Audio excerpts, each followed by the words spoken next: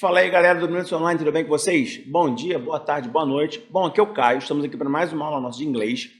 E hoje nós vamos falar sobre um aspecto que ele é bastante simples, mas que às vezes leva ao erro, porque falta um entendimento do que seria a voz passiva. A voz passiva muitas vezes é tratada de uma maneira mais complexa do que ela realmente é, tá?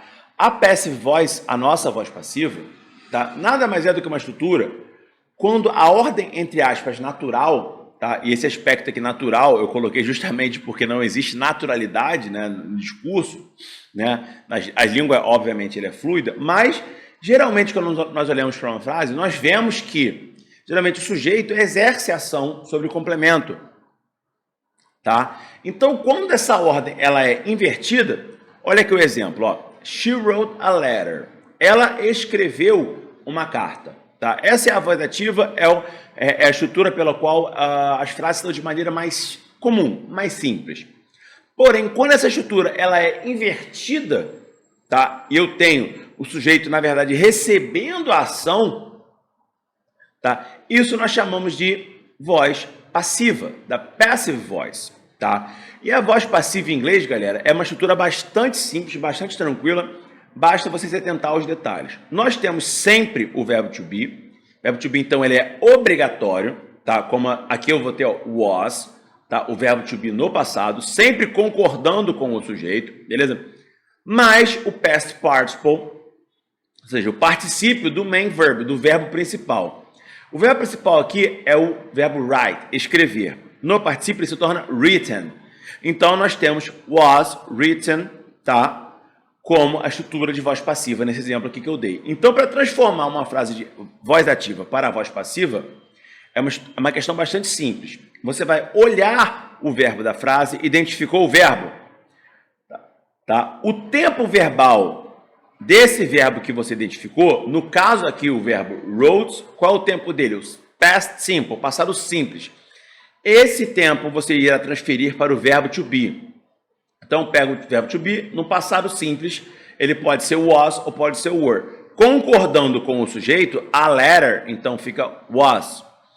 Tá? Então, a letter was. E o verbo em questão, o verbo write, tá? Aqui está conjugado, ele é posto no particípio, que se torna written. Então, transformar uma frase da voz ativa para passiva é muito simples. De novo, a gente pega, tá? Identifica o verbo, o tempo referido ao verbo, eu transfiro para o verbo to be, que é obrigatório dessa estrutura, tá? E o próprio verbo eu irei conjugá-lo no particípio. Então, a letter was written by her. Essa parte final aqui da frase, galera, que identifica quem está executando a ação, ela é opcional. Então, eu poderia ter she wrote a letter was written. Porque o importante é eu ter o sujeito recebendo a ação. Beleza? O by her é só para identificar quem está exercendo a ação, mas essa parte aqui ela não é obrigatória. Tudo bem? Beleza? Eu poderia aqui dar outro exemplo. Por exemplo, a building was made by the builders. Ou seja,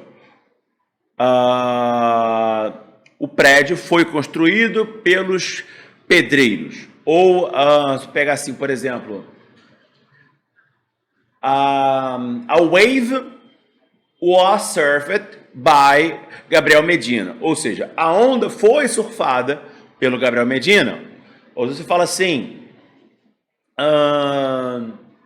a ball will be kicked by Messi. Ou seja, a bola será chutada pelo Messi, tá? E aqui é um outro ponto importante, porque a voz passiva ela pode ser estabelecida em todos os tempos verbais da língua inglesa. Todos, sem exceção, tá? Isso não fará a menor diferença. A grande questão, tá, da voz passiva é que será obrigatório, sempre será utilizado o verbo to be, mas o verbo principal, aquele que indicará a ação que foi realizada, tá, no particípio. Agora, o tempo verbal não tem problema nenhum. A grande questão é sempre que, quando você pega uma frase na voz ativa e passa para a voz passiva, ou na voz passiva e passa para a voz ativa, o tempo verbal terá de ser respeitado. Se eu tenho uma voz ativa no passado simples, como é o caso aqui do exemplo, tá? Eu tenho de ter uma voz passiva também no passado simples. Isso não pode ser alterado, senão você perde, tá? A voz passiva, ela perde a ideia base dela, que é simplesmente mostrar o sujeito recebendo a ação e não ser transferido qualquer tipo de tempo verbal ou ser modificado a estrutura temporal da frase. Beleza, galera? Tudo bem? Então é isso. Valeu, grande abraço. Tamo junto. Valeu!